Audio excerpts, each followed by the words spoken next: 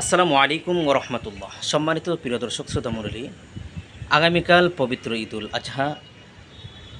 আল্লাহ তাআলার কাছে দোয়া করি আল্লাহ তাআলা যেন সকলেরই মনের দিলের নেক মাকসাদ যেন আল্লাহ তাআলা পূরণ করেন। কারণ পবিত্র ঈদুল আজহা উপলক্ষে আমরা সকলেই নিজের জান মাল আমরা ক্ষয় করব, একমাত্র আল্লাহ তাআলাকে রাজি খুশি করার জন্য আমরা কুরবানি করে থাকব ইনশাআল্লাহ। আল্লাহ পাক রব্বুল আলামিন এই কুরবানির প্রত্যেকটি পশুর প্রত্যেকটি শরীরের যে রুম থাকে সেই রুমের বিনিময় যেন আল্লাহ তাআলা আমাদেরকে এক একটি করে নেক যেন আল্লাহ তাআলা আমাদেরকে দান করেন। তো একমাত্র আল্লাহ তাআলাকে রাজি খুশি করার জন্যই আমরা কুরবানি করে থাকব। যদি আপনার ভিতরে যদি এমন কোনো রিয়া প্রতিহিংসা থাকে, এই সমাজের মধ্যে সবচাইতে আমার গরুটাই হচ্ছে বড়, কিন্তু তাহলে আপনার কোরবানিটা সহি শুদ্ধ আপনার হবে না। কারণ তাহলে আপনি মানুষকে দেখানোর জন্য একমাত্র আপনি কোরবানি করতে যাচ্ছেন, কিন্তু না।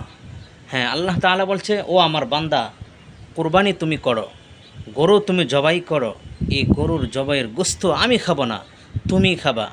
কিন্তু তোমার আশপাশে গরিব মানুষ আছে, হ্যাঁ, তোমার আত্মীয় স্বজন আছে, তাদেরকে তুমি দিয়ে এরপরে তুমি খাও।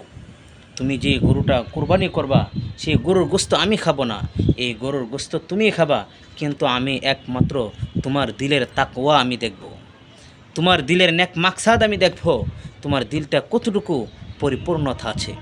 এজন্য আমি আমার আজকের ভিডিওটি যেখান থেকে দেখছেন, অবশ্যই আপনাদেরকে আমি বলতে চাই, একমাত্র আল্লাহ তাআলাকে রাজি খুশি করার জন্যই আপনার এই কোরবানিটি করে থাকবেন।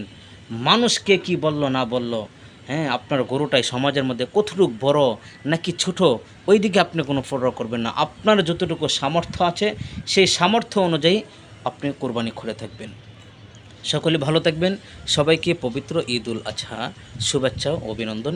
ঈদ মুবারক, ঈদ মুবারক। আসসালামু আলাইকুম ওয়া রাহমাতুল্লাহ।